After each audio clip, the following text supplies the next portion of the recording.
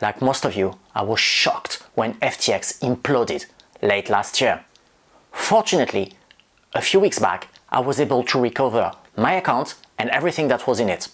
Yes! Yes, I got it! Let me tell you how it happened and what we can learn from it. My name is Yoram from Economia. Welcome back to the channel. Like most of you, I was really interested in FTX when it burst onto the scene. The UI looked really interesting and easy, all the coins available, all the backers, all the discussions around it, all its promoters, and of course the very charismatic SBF. So as soon as I could, I opened my account, and that was back in June 2022. Why so late, you may ask? Because I'm based in Tokyo, as some of you may remember, and FTX took time before they could buy an existing platform here, whose name was FTX Japan, as well as another one called Kwan, or maybe Kinon.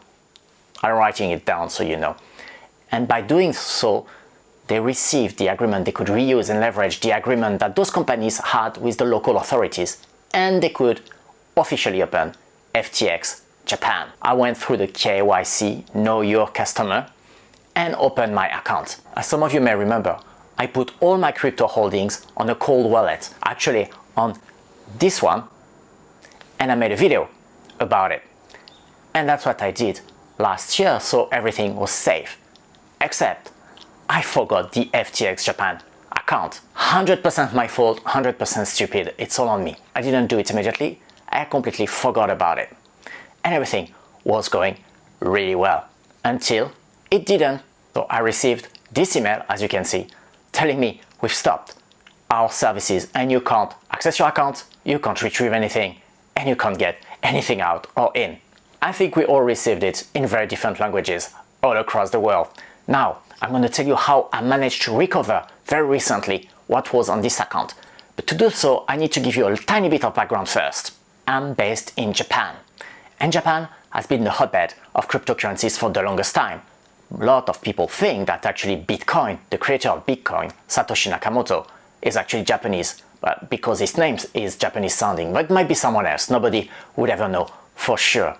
And Japan, at the very beginning, was a very, very active cryptocurrency market. It still is today, which means also that there's been a lot of ups and downs we're going to see afterwards. And the Japanese authorities have made sure to control and regulate very well. All the platforms that are licensed to operate in Japan come under the authority of the FSA, the Financial Service Agency, as well as two groups that are basically industry groups that also self-regulate at the same time. I'm putting the names down below, meaning that there's a lot of regulation and a lot of constraints placed on those platforms that also at the same time protect us, the consumers.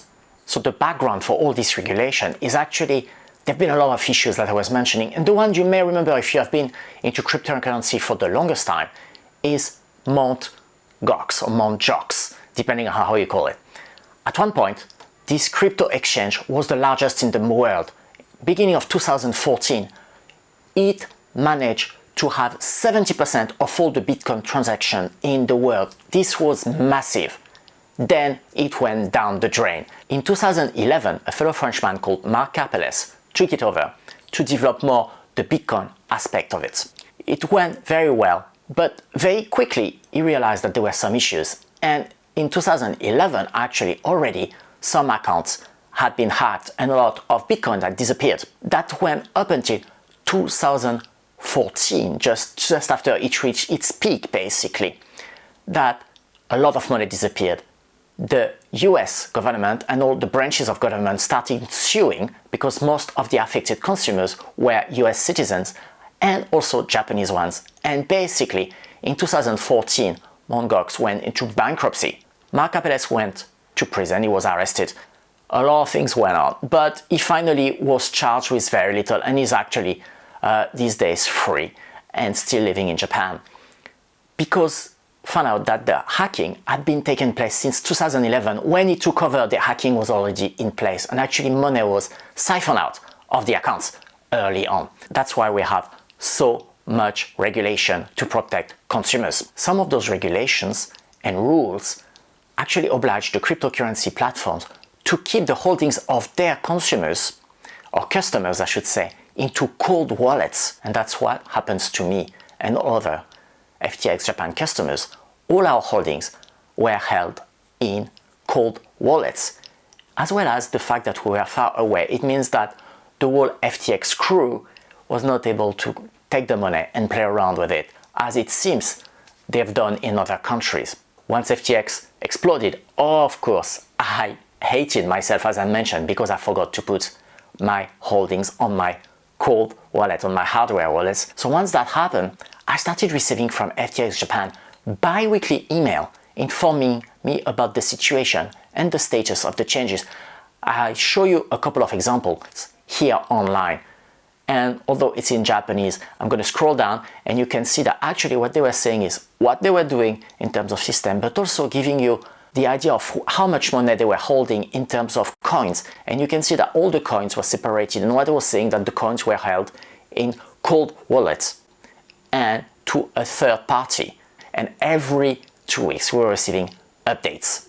From December 1st, the few emails were starting to say that there might be a way forward to recovering. Mid-December, they started explaining that they were considering moving all the assets to Liquid Japan. On December 29th, a roadmap was published on how the recovery and the transfer of the coins and the funds would happen.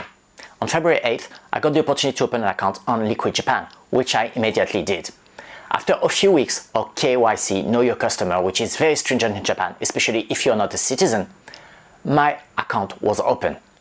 On February 26th, as you can see now on screen, my old FTX Japan account and my new Liquid Japan account were linked together.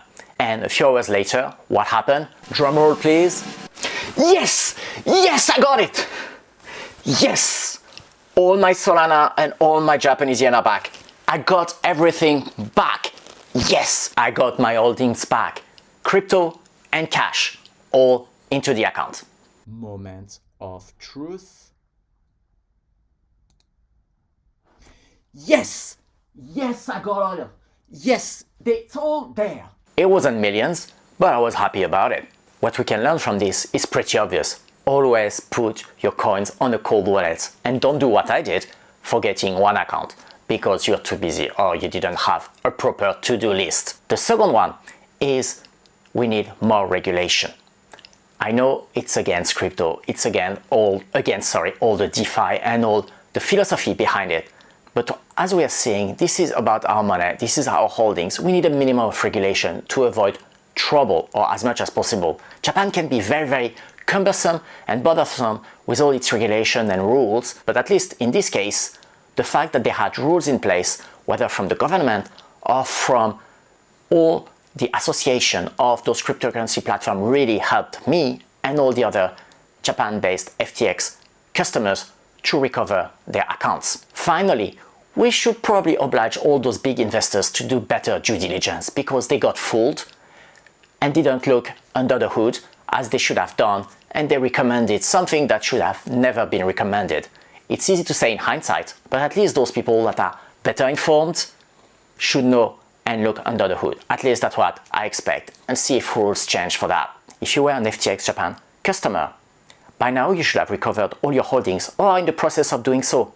If you are a customer in any other country, you do not know yet when you will be able to recover your holdings, all of it or part of it. This is a tough situation. I really feel for you. If you are still a crypto investor, you should put all of your holdings on a hardware wallet like this one or any other brand. That's the minimum, and do not forget an account on the side like I did.